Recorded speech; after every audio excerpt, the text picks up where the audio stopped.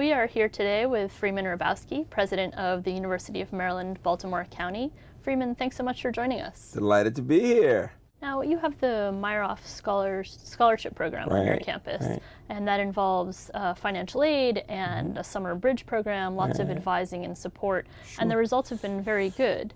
Is that the recipe for success, for student success, or how is it that the model works so well? Sure, I think that model was the one we began with some years ago, and it's now being replicated by both Penn State and Chapel Hill and funded by Howard Hughes, by HHMI, which is great. And so that means students of all types, including minorities and women in science. But I think what's really exciting is we've built other models that focus on the same principles. And this is for people in the humanities, our Drescher Humanities scholars, and our Linehan Artist scholars, and our Sherman scholars in teacher ed for people in math and science, all the way to our Seawit scholars, young women in science, and particularly in engineering, and Center for Women in IT. And in all these programs, the emphasis is on building community among students, and in living learning floors where they are learning a lot about collaboration, academic collaboration. And the focus for the campus now is on connecting every student to some group. And so what we learned in the early years from Meyerhoff, we're now using with students across the board, across disciplines in the arts, humanities, social sciences, as well as science and engineering. It's working so well that about 40% of the students go immediately to grad school.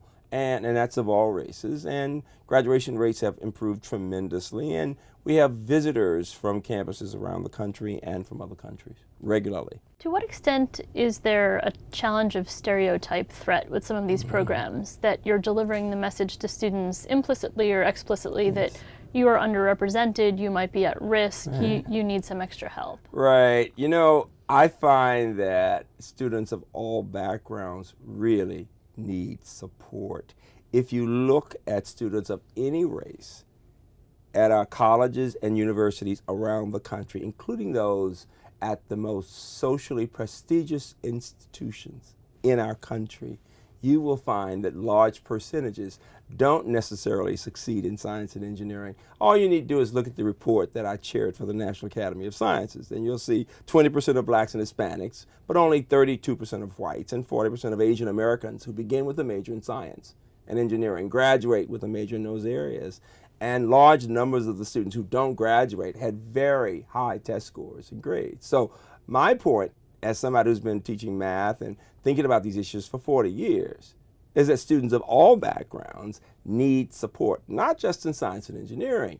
I think one of the reasons that wonderful liberal arts colleges are so effective is that they do give a lot of support to all of their students across disciplines. I think we in research universities, like UMBC and others, can learn from that. And this is what faculty at UMBC work to do. Whether talking about students in humanities or in engineering, we are working to support our students. And in all of these programs, these communities of scholars, the idea is not that they simply need help, because all human beings need help in one way or another. It's silly to think otherwise. We are teaching them to use a strengths-based approach. How do they take their strengths and put those strengths together to build synergy so that they can be much better as a group than they would be as separate individuals? What about the students on campus who are not part of a scholarship program, who don't have that extra advising and mentoring?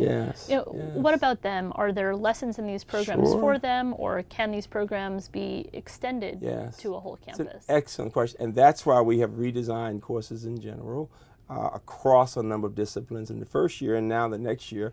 That's why we have these wonderful innovation funds designed to allow faculty across disciplines to infuse community service into the courses, to infuse additional redesigning techniques into a lot of courses that will allow students to work in groups, and the living learning floors, which have nothing necessarily to do with communities of scholars, but having students with opportunities to be on floors that focus on Chinese, on Russian culture, floors that focus on working in certain groups in Baltimore. And so more and more, the goal is to have every student connected to some community on that campus so the student feels an affiliation and has somebody with whom he or she can connect all the time. It's very important. What's the role of data in improving student success, particularly retention? Sure, we talk a lot and write a lot about analytics and the idea of analyzing trends on our campus, whether talking about performance in particular disciplines or looking at how we disaggregate the data to look at women from certain backgrounds, for example, or to look at attitudes of students in technology areas, or to see why we don't get more students in certain disciplines, to talk with teachers and counselors in the school systems. Too often we in universities make decisions based on anecdotal information rather than going to the data to see exactly what we can learn based on a number of years of trends in looking at how people have behaved, what they say, how they performed. And so we've been doing a lot of data warehousing and training people in the use of data analytics in not only having robust conversations, but in learning how to ask good questions. What would you say to campus leaders who worry about to what extent they can improve student success, graduation rates, let's say, in such tight budgets? Listen, the more successful students are, the larger the percentage of students remain on the campus, the more revenues the campus will have to help with budgetary issues. And so it is about ROI, return on investment.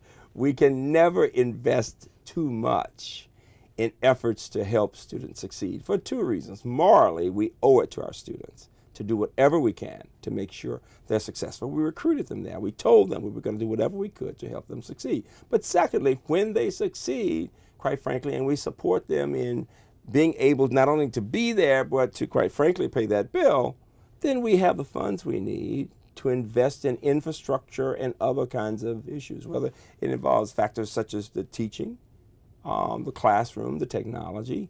And the only way we can have the funds we need is to have enough students. And the worst thing we can be doing is bringing students in, having them there for a year or two, having them leave dissatisfied or not having done well, and then spending a lot of money to bring in more students. And this too often happens on a number of cases. In a number of cases, we've got to find ways of bringing in students whom we know we can serve, of using analytics to figure out what's the background of the student, what's the level of resources we have that will ensure that the student has a reasonable chance of succeeding on our campus with support. I heard a college president say once that although he wanted to increase the graduation rates at his institution, he didn't want them to go too high because he would feel then like the institution wasn't taking risks on students who didn't immediately present themselves as successful. I wonder what you think of that idea. I think that's one approach. I want my graduation rates to be as high as they can possibly be, quite frankly. I always know there will be some students who will come who will find that the UMBC experience may not be for them. I do want them to find it a rigorous environment. I define quality, high quality, in terms of two things. One, the rigor of the work, but also the level of support we give. My colleagues would agree with me. We believe the work should be very rigorous, whether in literature or in biochemistry. And we believe that we as professionals, as educators, should be as supportive of those students as possible. Once we've given that support and given the student the opportunity to work with us in connecting, then we see what happens. We don't believe there's something called too much support. We can support and push.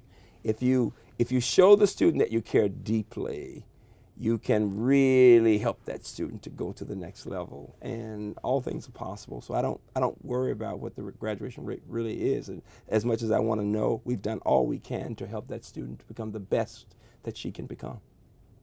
Well, Freeman, thank you so much for visiting us.